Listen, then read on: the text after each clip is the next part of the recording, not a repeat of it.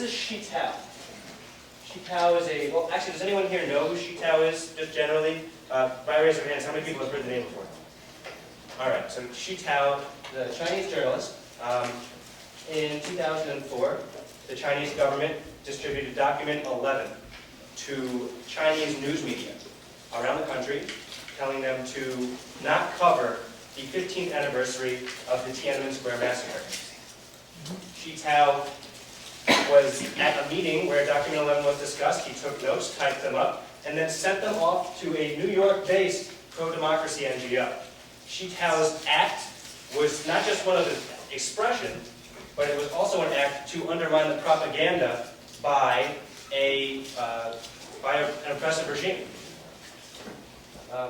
One of the things that she does cover is the degree to which the Chinese government thinks about censorship as engineers who are thinking about a dam. During very politically contentious moments, they raise the dam, they pay very close attention to what's going on over the internet. And during more relaxed periods, they let it go a little bit. Obviously, during the 15th anniversary of the Tiananmen Square massacre, it's a pretty contentious time. And they're going to be paying very close attention. So, for instance, if you send an email with the year 1989 as your username, they're going to pay attention to that. If you're sending state secrets about a document revealing a propaganda strategy to a political opponent, the United States of America, they're going to pay attention to that. They picked up Shitao's email, and they asked Yahoo to reveal the user information for this email address from February 22nd, 2004 to present. We know Shitao's IP address. We know Shitao's email. This email was sent from Shitao's work address because Yahoo gave it over to the state security apparatus, and Shitao was condemned to 10 years in prison, where he is right now. And there's a real question about how should, as United States citizens, as residents of the West, we react to this.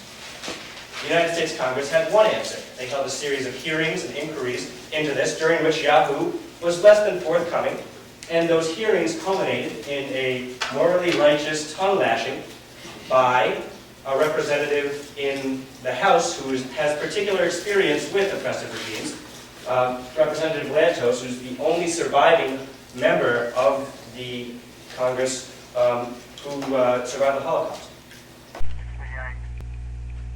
Why is it that after craven cooperation with the Chinese state security apparatus, the provision of false information to Congress, the failure to correct the record with this committee, after all this, the only person punished is an innocent journalist who has been sentenced to jail for a decade?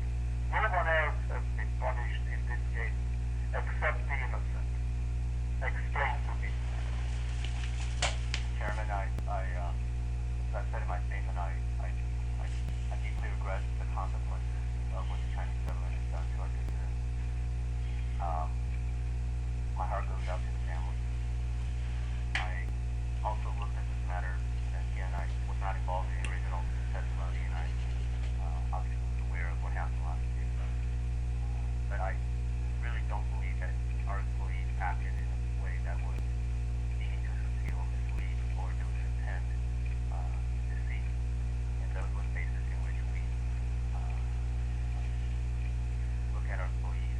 It is not to say that we haven't tightened up our process. It is not to say that we need to do a whole lot better in the future. You have shown a light on something that we need to do a whole lot better in the future. So I understand. I take your comments very, very seriously. But at the end of the day, I feel everybody should do the best they can given the situation. I just have to highlight that it's a difficult situation in an environment that is very fluid. And I don't think anybody can find anything wrong with doing the best we can. So, Representative Lantos said to the companies that morally you are pygmies, which pretty much everyone agreed with, except for actual pygmies. Anyway, we are currently facing a similarly complex situation in Vietnam. The Vietnamese government has issued a circular, which we don't have access to, perhaps because it hasn't been translated into English, perhaps because it hasn't made its way out of the country. But the circular prohibits bloggers from creating posts which the government says incite violence or crime, undermine national security, include inaccurate information, or disclose state secrets.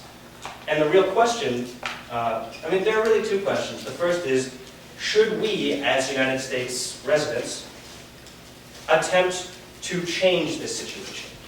Attempt to protect the privacy information of netizens who are based in China? But I'm going to bracket that for right now. That's something everyone is going to be able to answer on their own, in their own teams in the second half of this presentation. The question I'm going to try to explain the current answers to is what we can do if we say, yes, we should change. Yes, we should go and attempt to use every power that we have, every force that we have, to protect the online privacy of political dissidents in China. So, to funnel our thoughts on this, I'm going to have to defer to Professor Lawrence Lessig, who lays out 4 metaphors for regulating the content and flow of human behavior on the internet. This is obviously up for challenge as to whether these categories are distinct all the time. They're definitely blurred often, as we learn in law school.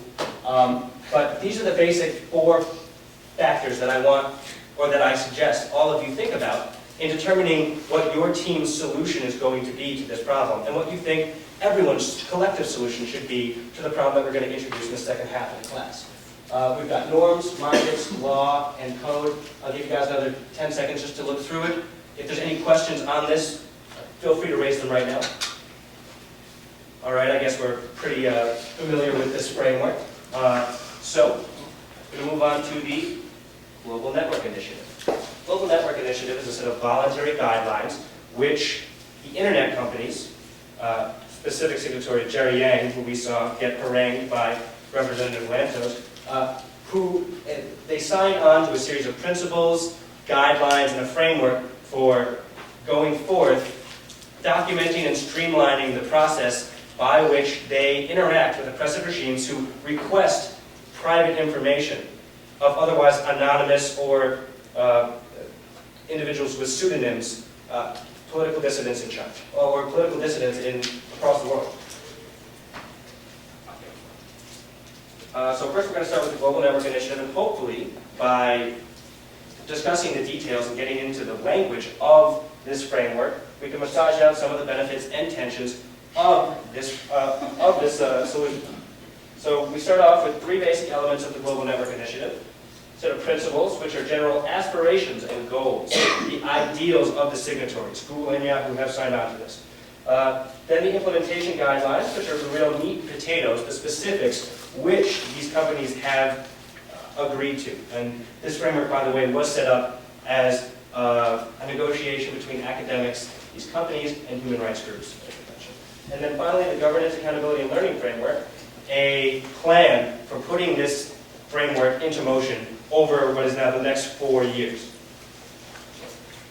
So we're going to just start off with basic understanding of how these principles work.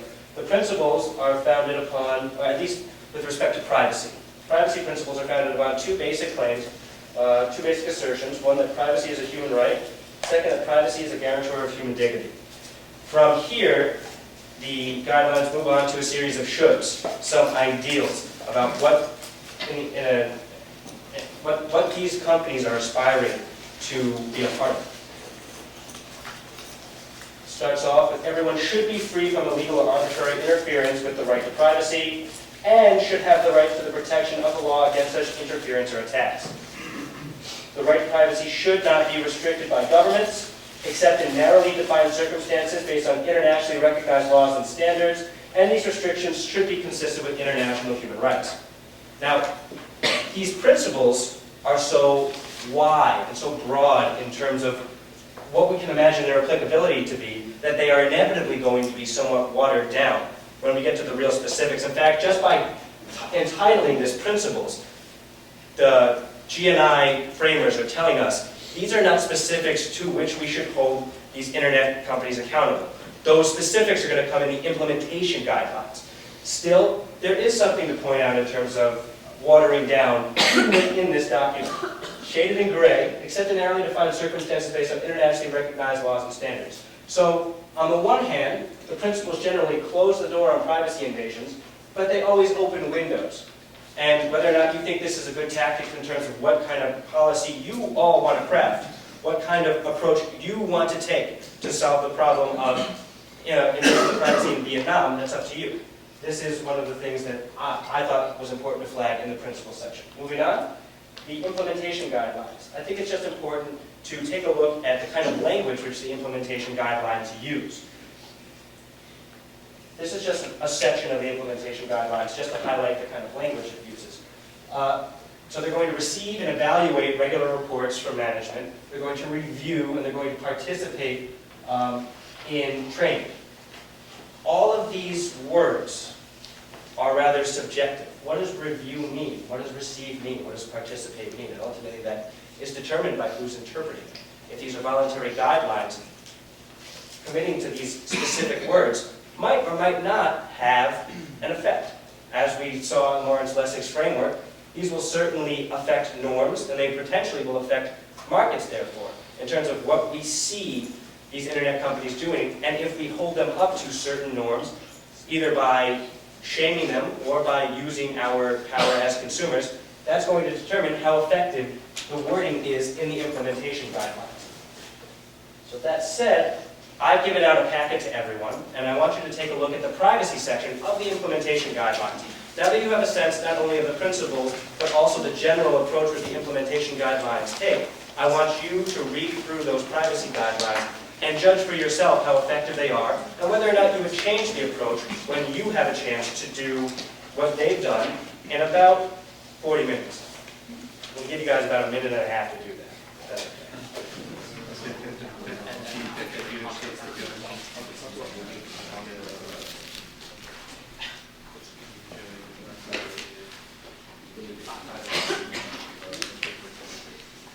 All right, so moving on, we're going to move on to the Global Online Freedom Act, which is a legislative attempt to use law to create a different approach that solves the same problem. So the Global Online Freedom Act was introduced by Representative Chris Smith, and it uses a rather more objective approach. To a certain degree, that might be because of the negative language, what these groups cannot do, and on the other hand, it might be because a judge would be interpreting may not locate, collect, or obtain personally identifiable information. The Global Online Freedom Act does run through the State Department, which only recently has raised a snafu, a bit of an obstacle to the enforcement of the Global Online Freedom Act, which, by the way, has only been passed in the House, was not passed in the Senate, so it is not law. And that's that the Secretary of State has explicitly said that human rights are going to be secondary to economic survival during the recession. So that is one slight snafu with GoFund, as it's called. Second is that it only highlights certain countries, Belarus, Cuba, Ethiopia, Iran, and specifically Vietnam. And that's a problem in America, which I will illustrate with the help of my friend Stephen Colbert. Well, in general, what he does highlight, that's all right.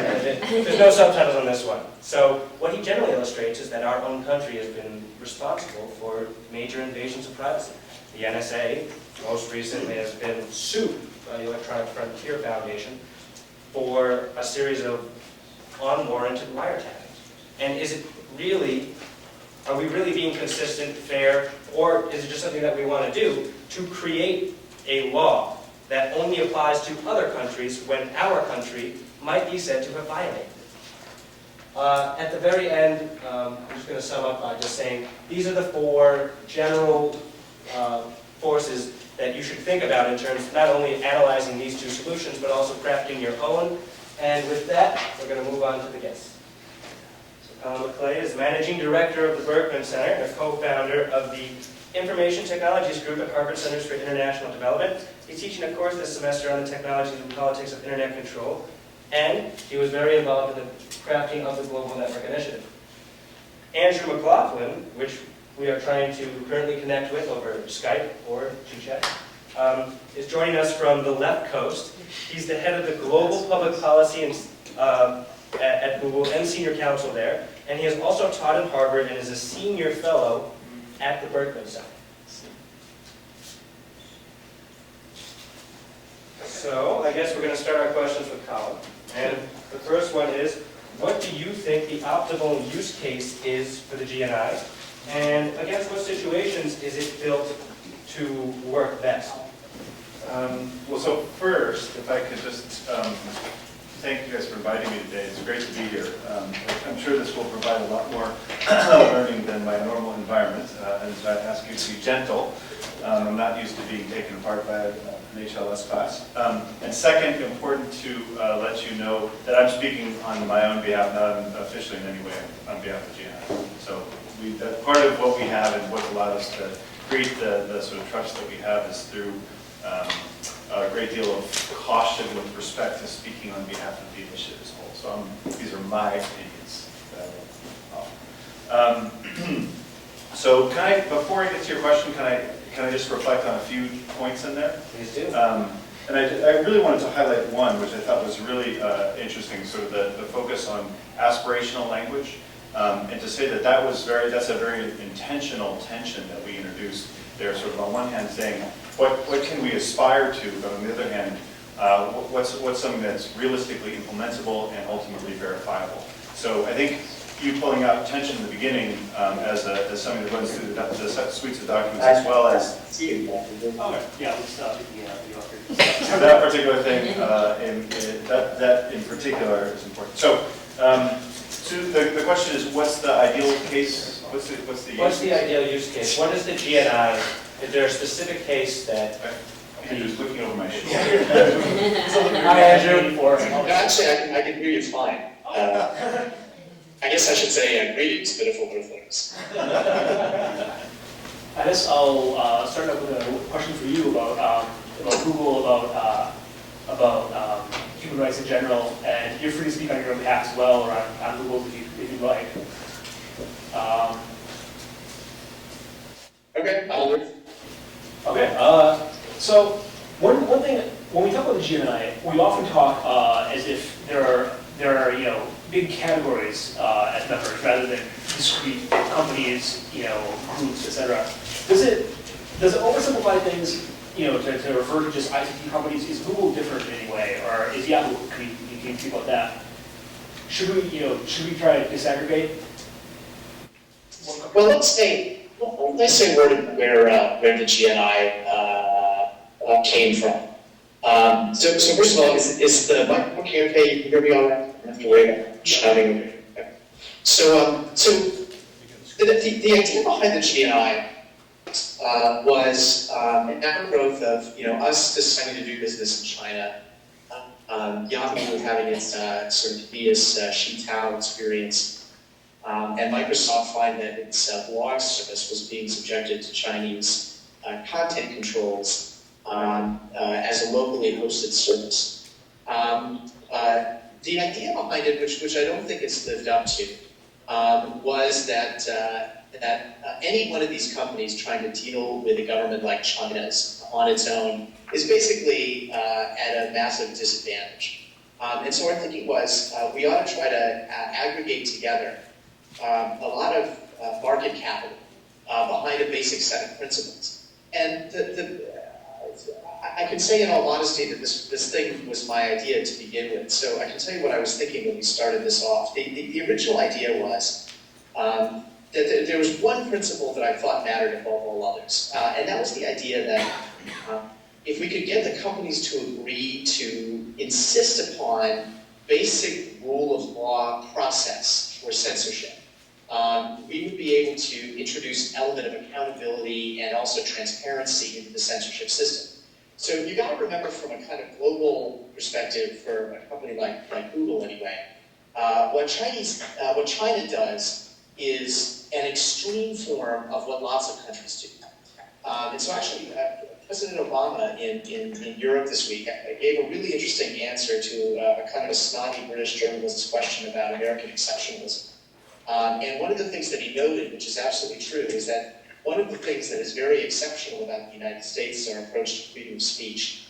We are, in a global context, an extreme outlier when it comes to protection of freedom of speech. It's fair to say that there's no other country which is really at all as protected as the US is of dissident expression, of uncomfortable expression, of blasphemous expression, and so forth.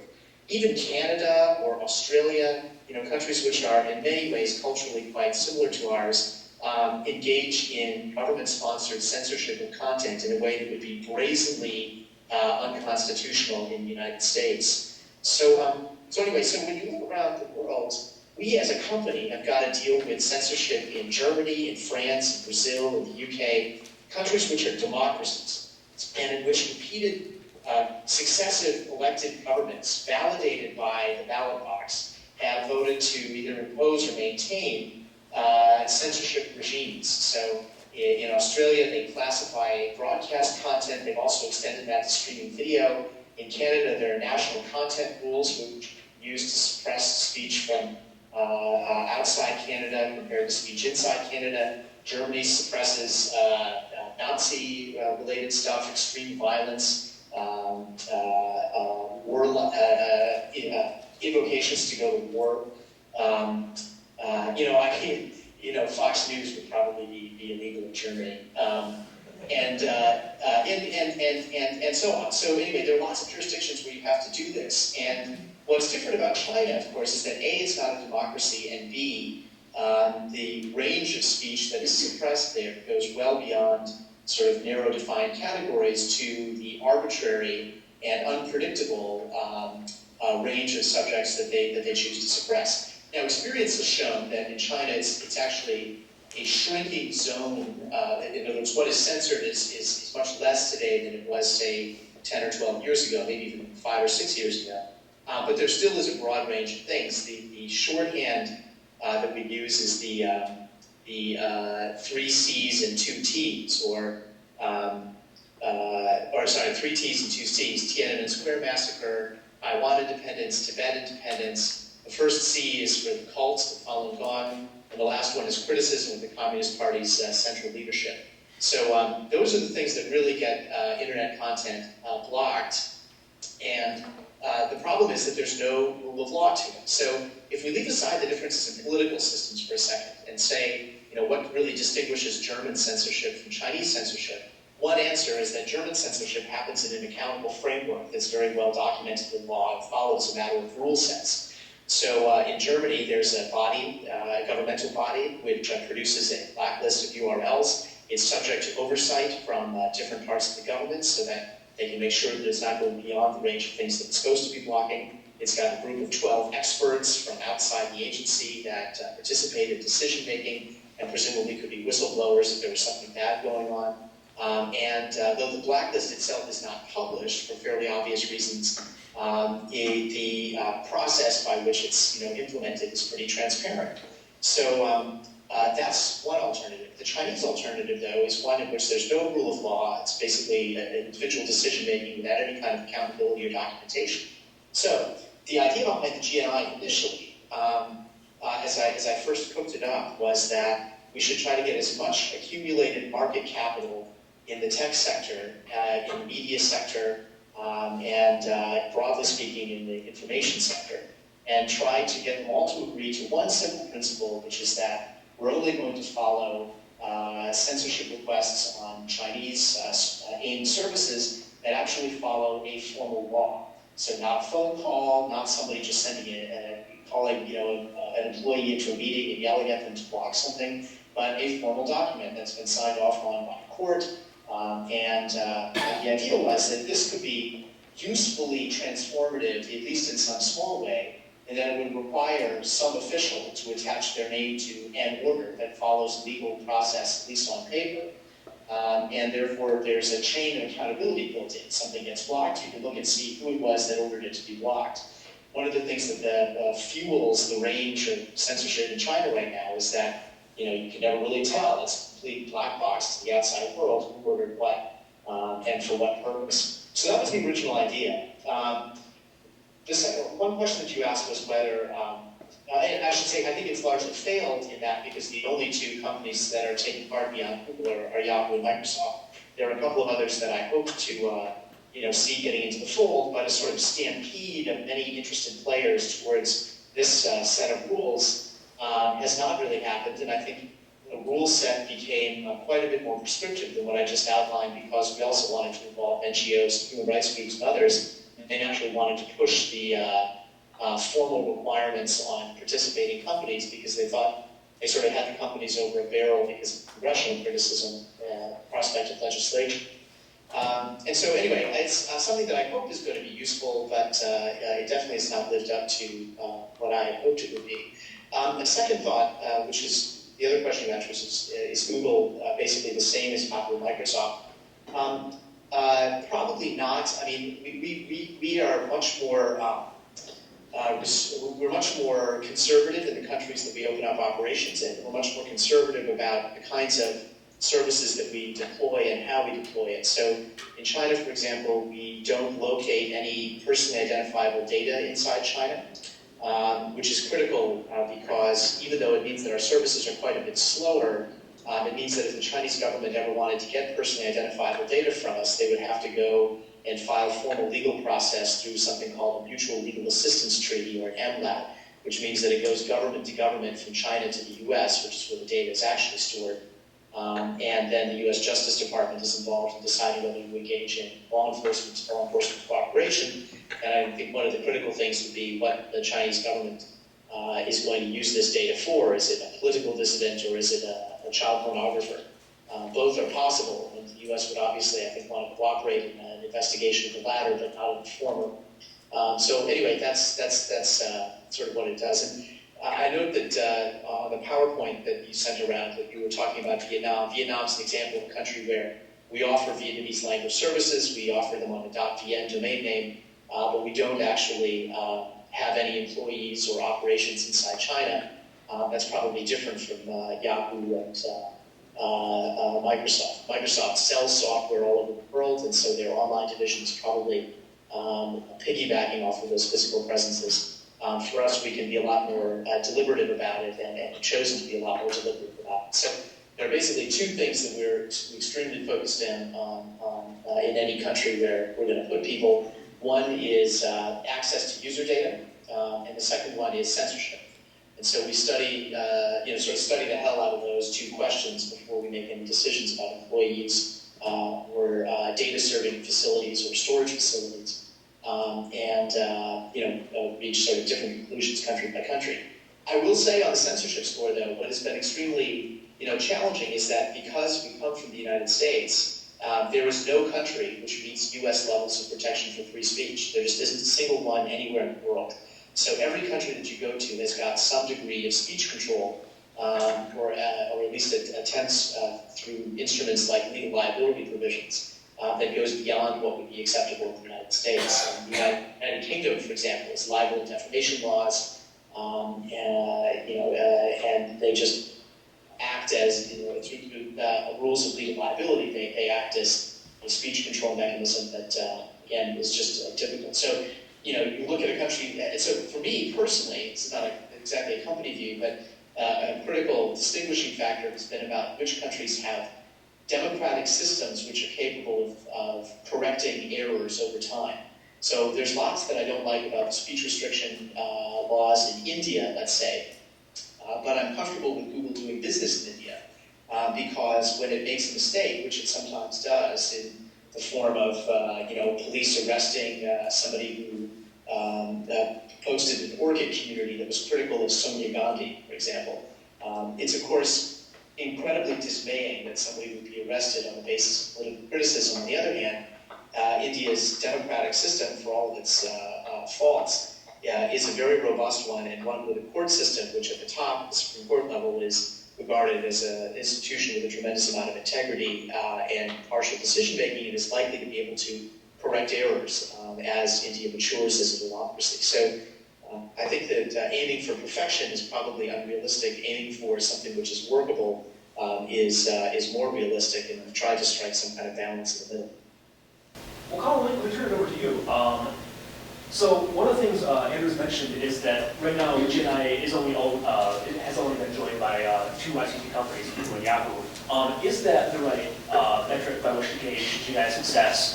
If so, is it doomed to fail because you have to tailor things too narrowly to kind of and there are things Dan's mentioned, the differences between Google and other companies, Yahoo and other companies, or how would you respond to that? I guess.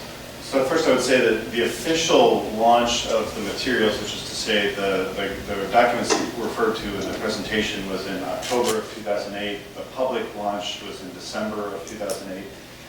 We have ongoing conversations with probably 20 companies. We've had a whole host of other kinds of non-company participants, which would mean academics, NGOs, and investment groups, but mostly socially responsible investors. So I think there's a lot more folks that we're likely to see. One of the things that we've been involved in is in drafting precisely the governance charter and the terms by which you can become a member. So the idea was not that anyone would just join up, but in fact we would need to establish that they were in fact committed to this venture and to making it a success. One of the things that each of the companies that have been participating up to now have demonstrated through their long-term commitment and meaningful engagement and deed actions and willingness to address this stuff publicly in a number of different ways, that they really care about making this work. And that's of course not enough, but a very strong, and there will be accountability and other mechanisms, but a very strong signal to as to their seriousness with which they're dealing with the GNI. Now the other thing I would say is that, so Andrew referred to one, to sort of differences among the companies that are participating now. What I would say is that indeed, the point since the beginning has been to try to get a broader range of companies. Now, admittedly, we have not succeeded in that regard. We did have a series of other internet service provider, mobile provider, and kind of telco types from Europe, primarily involved in the drafting process, but for a variety of reasons didn't end up signing on. We remain in good contact with them, and they're kind of sort of considering. We'll see what happens in the long term. But the plan had been and remains to ensure diversity of companies so that you don't have just folks using one kind of technology or one sort of business model or operating in one country, but rather a mix so that you don't end up with technology-specific or region-specific solutions that would not be as meaningful or as that would be sort of either too specific. Of course, there's a risk of becoming too broad, but that would allow for some sort of nuance in terms of the implementation. So going forward, I think one of the challenges to us is to get in not just American companies. This is key, right? If we claim to be anything like approaching global, drawing on the ICCPR and UEHR is not sufficient. We really need to have not just companies with global reach, but companies that have values based on non-US and indeed non-Western value systems. We need to have a wider range of companies involved. So we need to have telcos, we need to have other kinds of internet-y companies. We need to have the next Google or the next company, the social networking company would be another great group to involve. So I think the criticism that we have not scaled, we are not at scale, completely agree with. To say that the fact that we haven't scaled this quickly means it's a failure, I would say that's an overstatement. And that, perhaps if Andrew had been around more, that we would have more companies. So maybe he'll help us get some other folks to sign on. Maybe he will. So Andrew, let me ask you kind of on that same subject. Go back to when GNI was just an idea, even in the heads of you and a few other people. What was the process like to sell it internally to people at Google? What were people's concerns within the company about signing on to an as yet unformed agreement, or even what would be the concerns now that the agreement is largely drawn up? Well, I would say that most of the concerns were that it was going to be too limp and too useless and would be sort of like a PR fig leaf for companies with worse practices than ours. I would say that was probably the primary thing that we had to overcome. What's your biggest weakness? You work too hard. I just care too much. But quite honestly, like that was the sales job that we had to sort of do on the two guys who started Google was to persuade them that this wasn't, just sort of like putting Google's weight behind a PR exercise that was more important to the other participants than it was to us. The other concern which emerged through the process was, as a publicly traded company, the idea of having sort of outside auditors go crawling through the company every couple of years to judge our compliance with the standards is not one that the lawyers who deal with the obligations of a publicly traded company were very enthusiastic about. And so we had to cook up a compliance mechanism which would be reasonably trust building but not so intrusive that it would trigger a bunch of alarms, sort of alarm bells from people who have to worry about material information, material non-public information coming out into the public in a way that would affect our stock price, which is the kind of thing you're not supposed to do as a publicly traded company. Oh, so I see some questions in the audience. I see President Zittrain has his hand up. So I've always been struck by your observation that if you keep data in the US, you can tie governments like the Chinese government in knots trying to get to it with letters derogatory and mutual assistance and enforcement treaties and such. Because it always seemed to me that if there were some data that the US government had reason to think that Google held that was of interest to the government here, and Google's answer was, it's in China, go talk to them, I think the US government would say, well, go talk to this contempt citation. It would be, you just arrest the people who are on US turf and say, all right, we're going to keep you in jail until you talk to the Chinese and get them to give you the information. And I always wondered, isn't the same true on the Chinese side of things? That they, as long as you've got boots on the ground, engineers there, the Chinese can pull your license, can arrest your engineers, can exert all sorts of pressure for violating their domestic law if you fail to turn over information. So in fact, how big a difference does it make that the data is physically on some other server? So it's a really good question, and even a better example than China is Brazil, because actually the Brazilians indicted the head of our Brazil operation because we were not surrendering user data that was held on servers in the US. One big difference between the US and every other country is that because we're headquartered in the US, it means that all of the subsidiaries outside the United States are controlled by the US one, but the converse is not true. The local subsidiaries elsewhere do not control the operation in the United States. But anyway, so what the Brazilians did was they were interested in getting data about people that they claimed they felt child pornographers, so people that were trading bad images through Orchid. So, a note of background, Google runs as a sort of strange 20% engineering time project, a social network called Orchid, which nobody in the United States uses, but is wildly popular in Brazil. I mean, popular to a degree that no service in the United States is popular, where sort of virtually everybody who's on the internet has an Orchid account and they use it to keep in touch with each other. I have some half-baked theories about why it was that it took off in Brazil. Actually, the Berkman Center is at the heart of one of them, because 3 of the people who were kind of like ground zero users for the internet in Brazil were up for an I-law at the Berkman Center and later went back. This is Omar Kaminsky and Ronaldo Lemos and one other guy, and they sort of became the heart of the Orchid community. Anyway, so Orchid takes off down there. Anyway, so Jonathan, I blame you. So the Orchid community sort of really takes off and becomes a big deal in Brazil, and people were using it for everything that you use the internet for, right? So they were using it to share child porn images, they were using it to engage in racist diatribes, they were using it to do all the good things that they know about, but they were also using it to do the bad things. And because Google's posture has always been to never engage in editorial control over content, but rather to just be a platform and respond reactively when users flag things that are against our terms or against the law.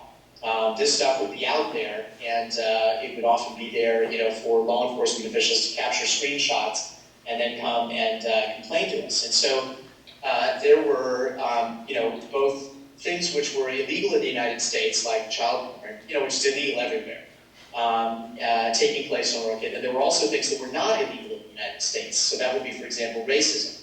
So there were, police trying to pursue the creators of racist groups in Brazil. And anyway, we were at an impasse with it. We told them that they had to go use an MLAT mechanism to get the data cooperation with the United States. They told us, go to hell, we're going to arrest your people and throw them in jail and so forth. And indeed, they did indict the head of Google's Brazil operation in an extremely uncomfortable situation for us. So what we ended up doing was basically agreeing that we would set up a viewer server inside Brazil and copies of child porn images and so forth onto that server so that it was actually physically subject to Brazilian jurisdiction and wouldn't be violating U.S. law by turning over data outside of the bounds of legal process. And that's standoff has been sort of worked. But and we also, the problem is now we know the rest of the story. The problem is that United States law specifies that when we discover a child porn image on our system somewhere, we notify the FBI, which we do, and then we share that image with an organization called the National Center for Missing and Exploited Children, which is a great organization to do lots of support them, both technically and financially, and they do excellent sort of forensic work out on the internet to try to track these people down and bring them to justice. But the law also is very clear that that is the only organization that we are legally allowed to turn these images over to. And so, we had to sort of go through a process of getting a kind of an okay from U.S. law enforcement that it would be all right for us to have these images shared with the Brazilian law enforcement when possible. This is just a silly law. I mean, it just needs to be fixed because there's no point in saying that U.S. companies are forbidden from sharing images of illegal activity elsewhere with law enforcement elsewhere. But anyway, the question that you asked, Jonathan, is what's to stop governments from just arresting and harassing our employees? The answer is nothing. I mean, they of course can do that. The problem is that you start to look like a hostile and unreasonable environment for investment and for internet companies to operate. One advantage that we have is that even police chiefs and government officials in restricted countries like using Google and find that it's useful. So they're often not particularly interested in going the nuclear route and pulling our licenses, kicking us out of the country, and arresting our employees. You guys see any more hands up? All right, so let's change topics a little bit. And so this question is very common. So right now, we mentioned in the presentation, Congress last term was debating a bill called the Global Online Freedoms Act. And that took a different approach than the GNI. But for this question, just all you know is that they're not anymore, and it's probably never going to. I would say it's probably never going to happen. So let's say that Congress instead simply says, passes some kind of act that just legalizes GNI. It says, American companies doing business abroad in the IT sector need to sign up, need to fully comply. What happens? Is that a net good or a net bad? Let's see. It would be up to us to make it into a net good, let's say, right? I think, as of right now, it would be a little difficult to go from having 3 companies and a total of 20-odd participants to all of a sudden having, a gazillion. That sort of scale would require a little adjustment. So I think on one hand, it would turn upside down some of our notions with respect to governance and who applies to and under what terms they agree to participate in GNI. So I think that's an adjustment you can make. In terms of but that's more process-oriented. I think in terms of the guidelines and the principles and implementation guidelines and so forth, it would absolutely scale. I mean, this is Andrew's point at the beginning. Certainly, for all his blistering criticism as to the rule of law, of course, that's a significant part of the GNI, and to introduce process in places where there has been no process, which has been a major, had a profoundly negative impact on human rights. So in many respects, this would be a great game, right, to have everyone participating in this manner. Now, the other thing to do is that as we have a greater number of participants in more diverse markets, around the world, it gives us the opportunity to have greater transparency, so that instead of just asking Google to release its block list or its sort of statistics, which it's been, it may be reluctant to do because it could in fact highlight its behavior in front of a certain government, either compliance or lack of compliance, to aggregate collectively the statistics of a number of different companies to be able to show to both policymakers, users, activists, and others, in fact, what's happening. So to move away from, yes, censorship is a problem, or your private information is not really safe, towards saying this is how unsafe it is, or this is how big a problem it is. This is the trend line. In fact, we're seeing greater and greater amounts of censorship, or we're not really, maybe it's as Andrew says, it's actually, the problem is diminishing. So that one of the sort of medium-term goals of the GNI, which does not fit into the rule of law, is to generate this kind of data so that we can actually have empirical information about what's happening, and that then citizens, users, advocacy organizations, companies, and policymakers can make choice based on that information. So can I make a note about that? Censorship is not diminishing worldwide. Actually, I think we're experiencing right now a massive surge of expansion in censorship. And it's not, interestingly, it's not happening in China. It's happening in a vast swath of countries through Western Europe, through Asia, Southeast Asia, South Asia, and so forth. Country after country is now attempting to impose restrictions on the internet in the name of copyright protection, in the name of child protection, in the name of combating illegal activity, and in the case of many telcos, in the name of differentiating services and creating fast and slow lanes for different kinds of content. So from my perspective, actually, this is a gathering storm, not a receding one. And I think for the U.S. government, this is something that needs to be taken very seriously.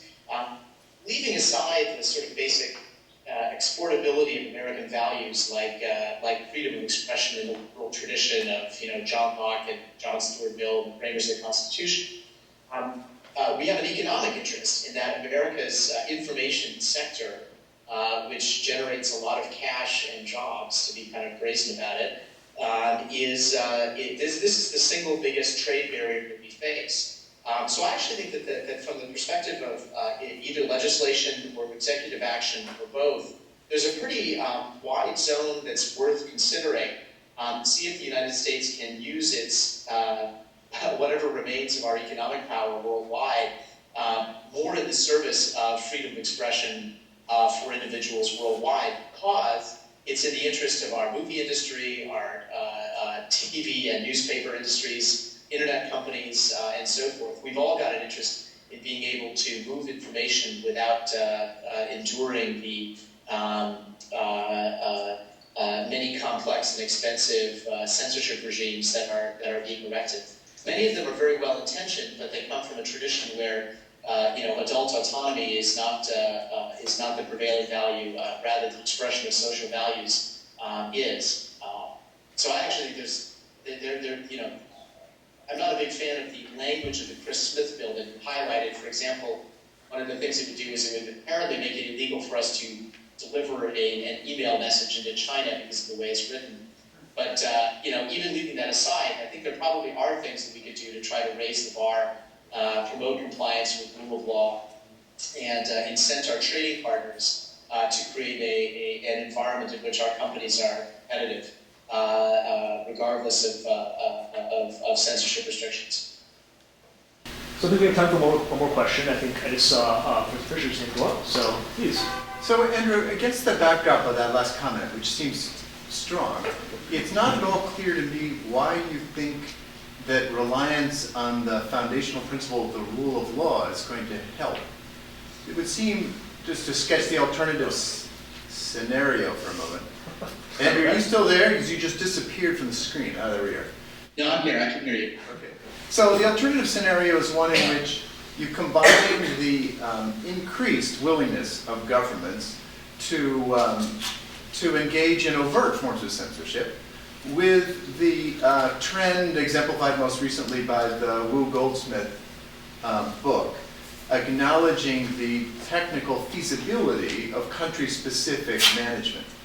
In such an environment, it would seem that the rule of law, to the extent it connotes open processes of norm-making and independent judiciaries, is not going to do anything to retard the imposition of controls on speech. You'll just have legislatures in Saudi Arabia saying, actually, we think sexuality is a bad idea, and the judges appropriately commissioned to execute the law saying, and we think sexuality is a bad idea, and we're going to clamp down on it.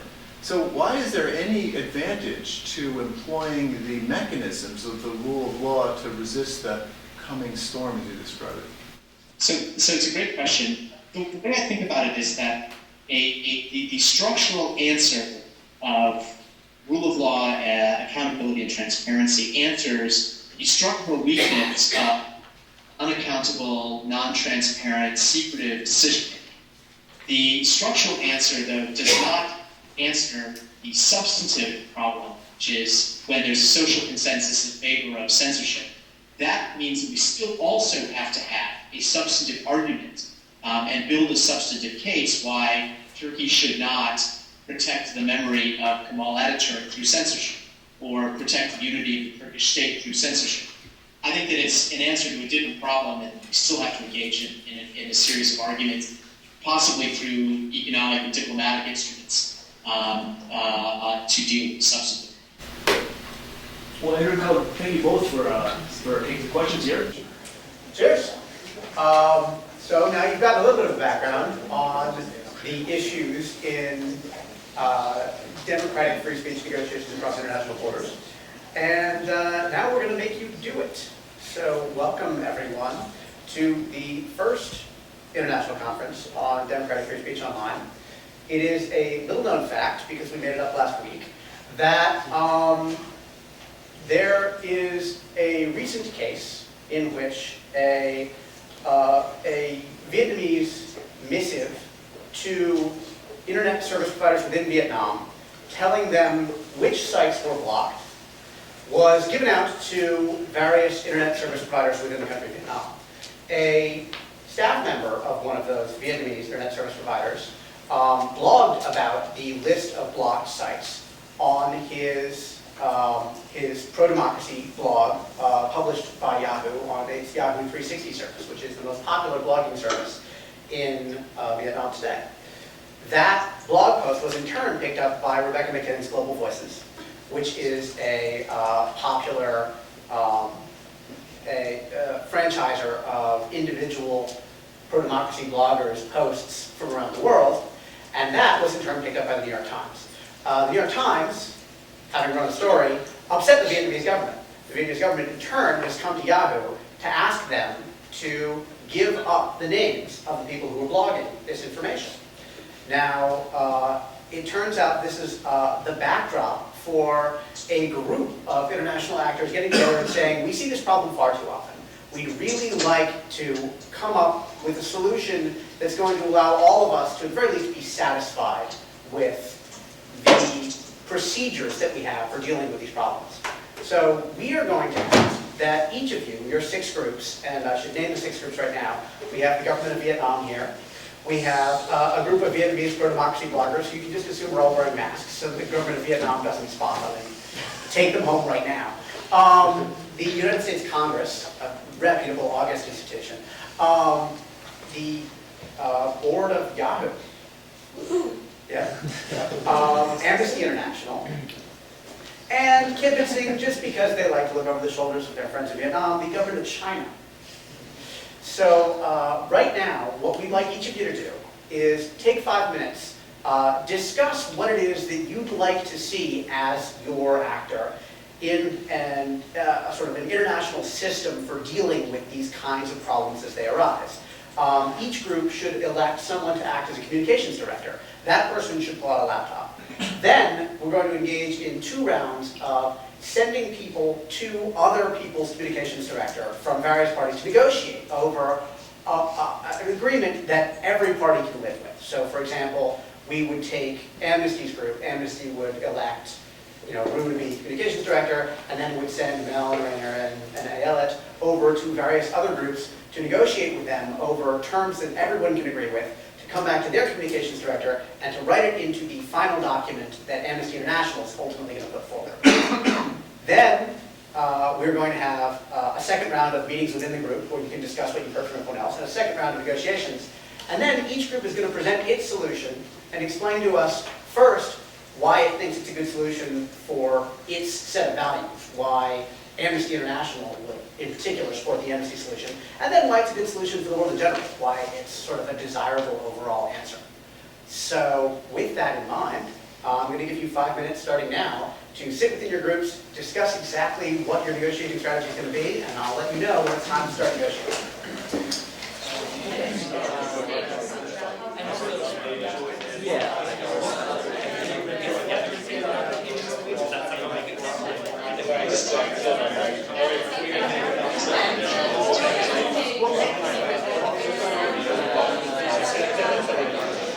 So the idea here is that you want your solution not only to fit your needs, but also to win the vote that we're going to take at the end of the class of which solution is the best solution.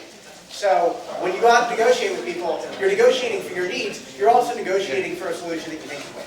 So, all right, ladies and gentlemen, our first presentation is going to be from the first group of email we got, which is the Vietnamese blogger group. So if you guys want to spend 2 minutes explaining your solution, why it's good for you and why it's good for the rest of us, feel free. Okay. So, apparently, I'm not so much into free speech, which is a problem when I'm a blogger. But we're essentially kind of doing a DMCA-style notice and takedown, because we recognize that the Vietnamese government is never going to allow us to just post whatever we want online. So, in exchange for this takedown, we were asking for the right to remain anonymous, and that the ISPs will also get immunity from criminal penalties. And so why we thought this met our interests were that we want to be able to post, and we also, though we don't want to make Vietnam look too bad because we want economic growth. So that's why we decided this solution.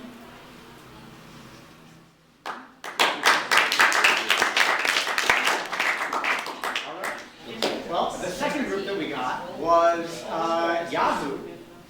And so if Yahoo International would like to present its solution, feel free. Yahoo. Yahoo. In the greatest collaboration with both the Vietnamese and the Chinese government, proposes the following solution. Binding arbitration underneath the existing World Trade Organization regime, such that if the government has a problem, if the Vietnamese bloggers have a problem, they can bring it to the attention of this international body. The governments will have signed on to the GNI in principle, and we can have a binding arbitration that uses the economic carrot and stick of the WTO. This is one arbitration per blog post? No. This is a more general class action type arbitration. The details are that each country would have their own laws that basically kind of codify their interpretation of the GNI. Both Vietnam and China agreed in principle to kind of aspire towards GNI principles in respecting privacy. So in each individual case, there would be processes, procedures, and laws in the Chinese, in China and in Vietnam, which would be independent and respect their sovereignty. Now, in extreme cases, to the extent that either party, the government or the blogger, has a major kind of dispute, there would then be a process by which either party could appeal these extreme cases to the WTO. And that arbitration would be binding under WTO, of which both, to which both Vietnam and China already kind of are members. the exchange of information really a trade issue here? And, so that's. So the idea is that not only respects the sovereignty of both of China and Vietnam, which we think are paramount, but it also kind of creates an international set of principles that other countries could then aspire to, which is what the GNI represents. Hopefully, this will get other countries to kind of start using GNI as a guiding principles. In addition to the fact it kind of respects the privacy of of bloggers and the interests of groups like Amnesty International. And finally, it truly, we think, expands the global economic pie. Non-zero-sum transactions. That's what we're about. We're maximizing. So Shi Tao would lodge a complaint with the WTO, not for being a dissident and being arrested for that, but for having his information turned over. That would be right. In future cases, there would be a procedure in place for dealing with situations like the Shi Tao case. Because that's extreme. Yes. All right, ladies and gentlemen, next up, the Chinese have a presentation and a proposal.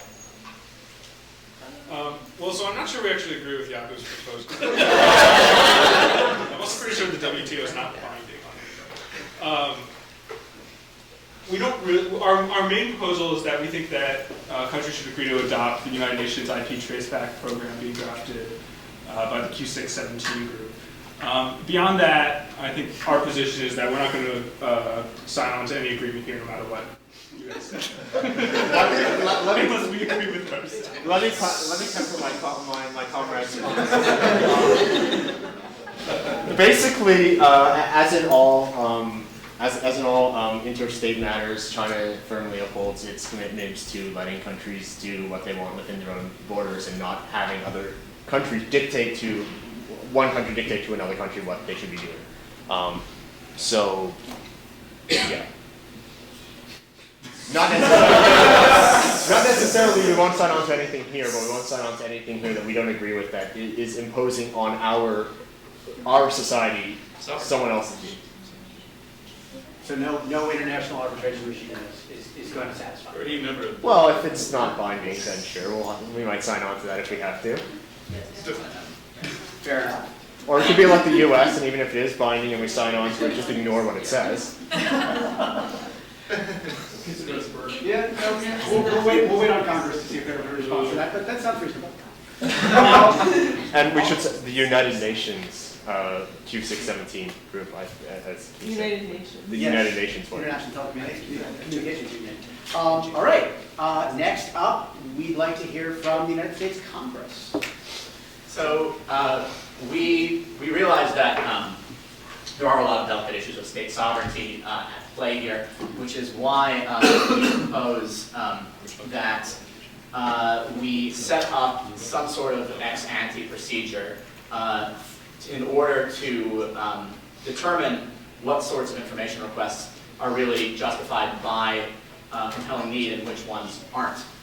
So we propose forming either a committee or an official within the U.S. State Department who would review formal requests from the relevant government to determine whether there exists a compelling need for information such as a realistic connection to some sort of terrorist activity.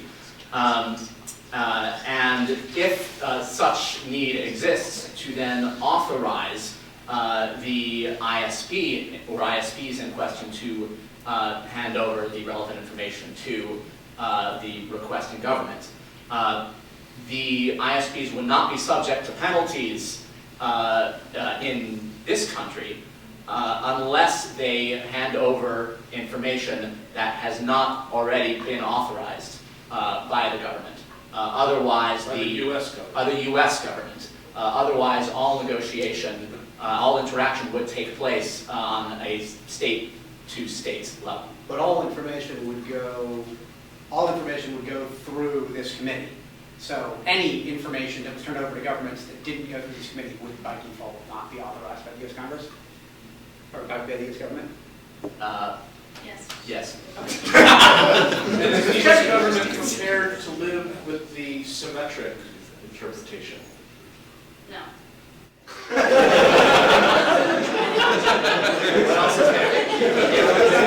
Well, originally, we had put in our original legislation that we got some feedback about, we had put many of these companies in a very difficult position where they would either be forced to defy local laws or to defy our laws.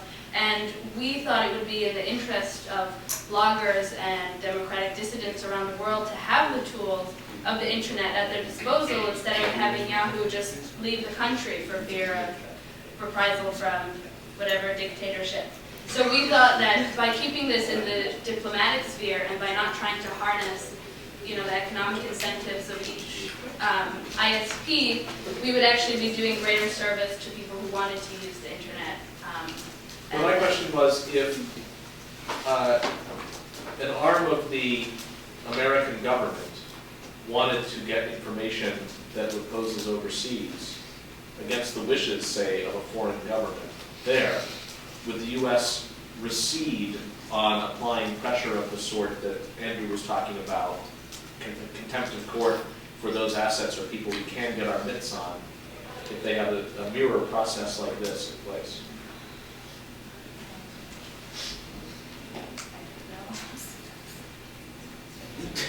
I think that's classified. I'll FOIA the hell out of it. All right, ladies and gentlemen of the U.S. Congress. And now, Amnesty International. Okay, so our proposal is based on this principle that when a blogger gets into trouble, a large number of parties who support her rights, including state and non-state actors, should take an interest in exercising all power necessary to defend that blogger. So that starts with us setting up a network of pro bono lawyers in every country who work specifically with local laws concerning speech, and also lobbying governments to strengthen some sort of private right of action, which is worthless when you're a blogger who's secretly arrested, but does do a little something towards establishing international norms. We visualize the process as working like this. Vietnam complains, and Yahoo alerts the blogger and gives the blogger a chance to correct false information or pull the post. And I think we saw some agreement on the idea of pulling the post. And Yahoo alerts us, and we activate our network of pro bono lawyers so that this anonymous blogger has some legal representation in their home state. And then we have a review board, possibly based in the WTO, that might include a mechanism for anonymous mediation between the Vietnamese government and the blogger who's in trouble, although we note there's a risk of espionage here in anonymous mediation. The board can include the G&I countries, and maybe if things are really not going well, include other interested nations, hopefully the United States. So the idea is that we can really just make this issue explode on the international level, make an international incident out of one nation's attempt to get to a single blogger. We'd also like to see an extension to the G&I that would mandate that all these companies participating in protecting speech rights online could work together and collectively bargain with, say, the Vietnamese government. So the nuclear option would look a little something like this. Vietnam says turn them over, Yahoo says no, negotiations totally fail, things are going very badly. Microsoft, Google, and Yahoo unilaterally pull all services out of Vietnam, which is awful for Vietnam in terms of being competitive in a global market. I think that's it. A lot of teeth. Right, yes. Yeah. A lot of stick, very little carrot. No. So, okay, and then our final group is Vietnam.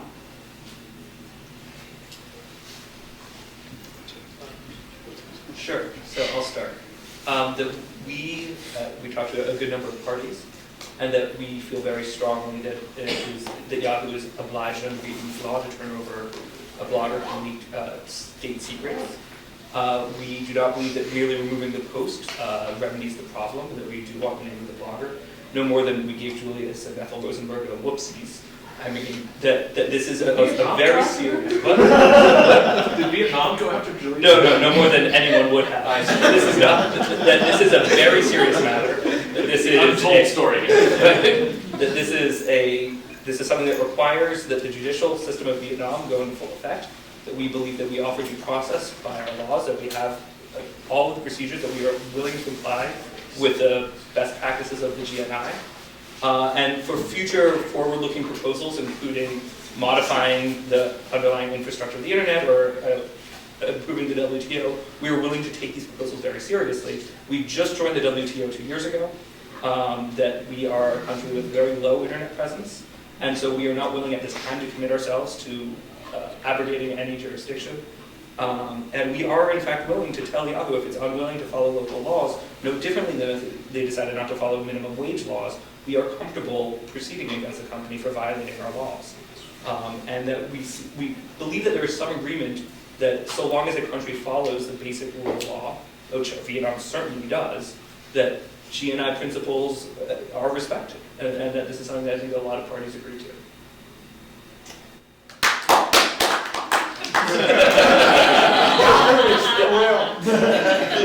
All right, so now I'd like to ask Colin for a little bit of feedback on some of the ideas that we've got here, and then we're going to take a vote. First, the DMCA style notice and takedown from the Vietnamese bloggers. So I thought, let me just, okay, go ahead. blanket statement, Make it your fault. I thought those are very creative ideas, and I will certainly take them back to our GNI pals. Ooh, See what that happens. hurts. I'm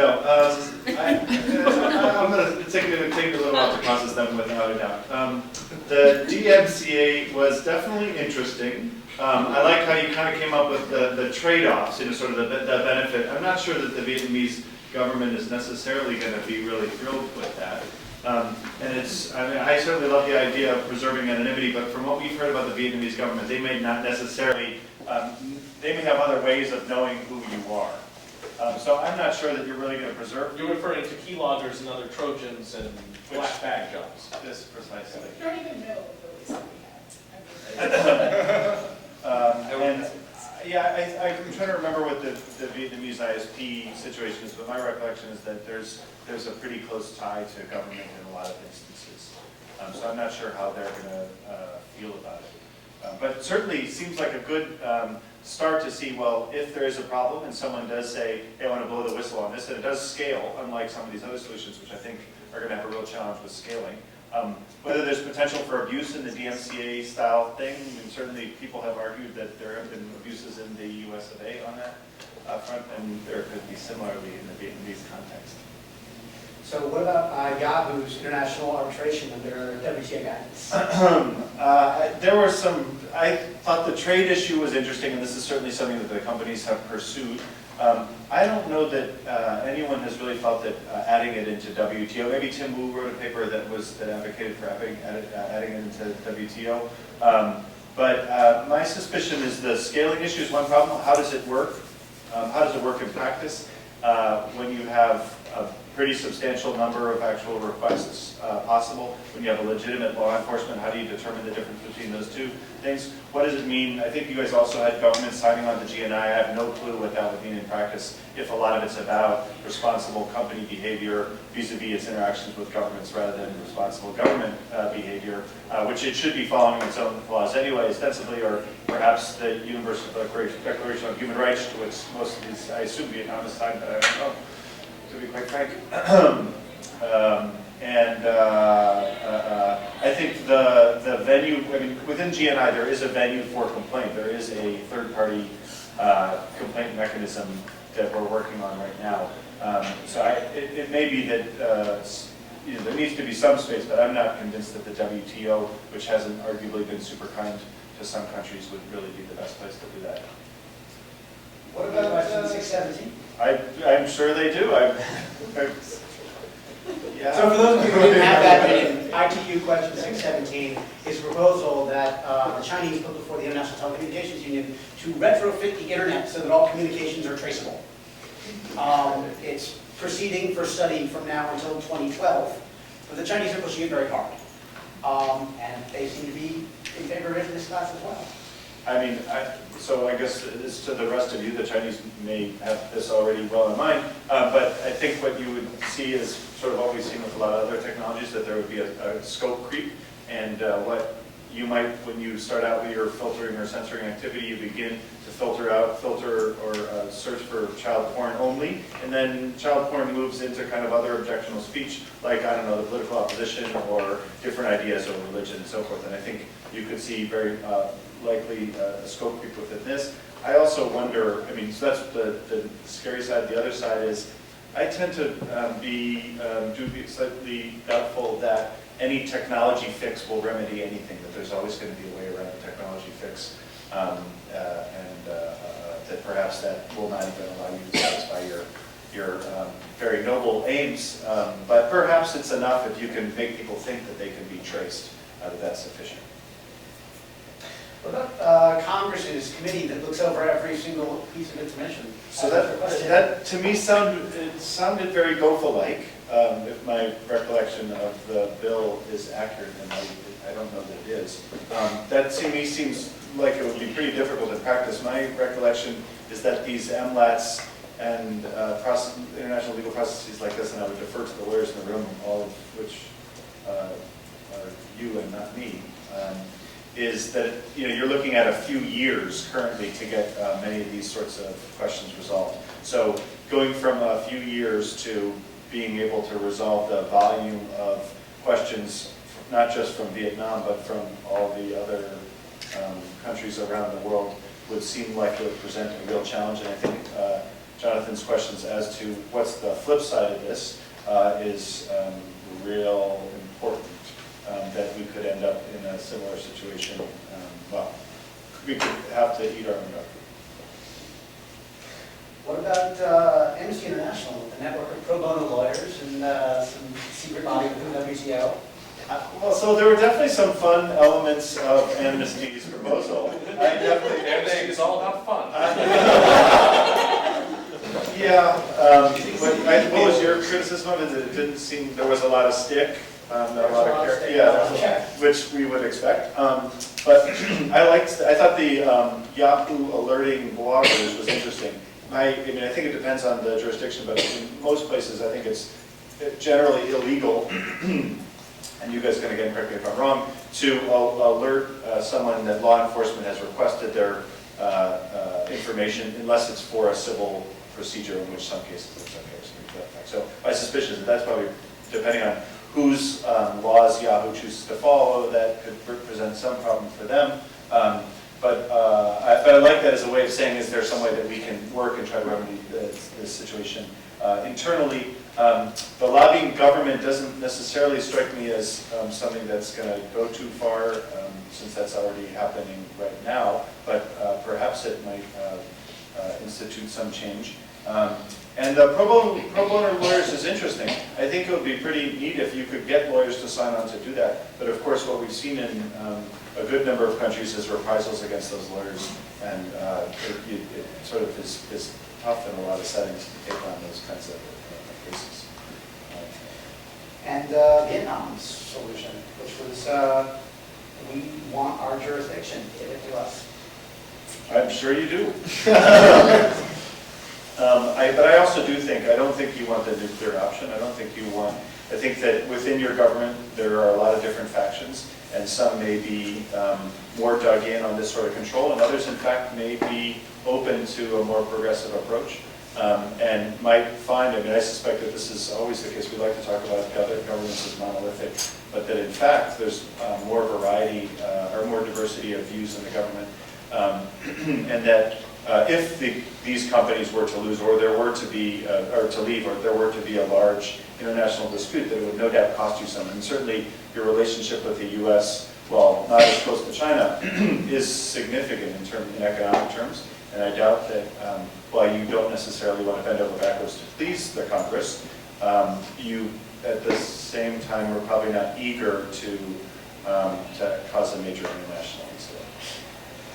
So now we would take a vote, except that we've kept you over by 2 minutes already. I'm thinking perhaps that we'll take a vote over the class list and ask you to send in your feedback then. I don't want to hold you here any longer than we absolutely have to. So thank you very much for participating.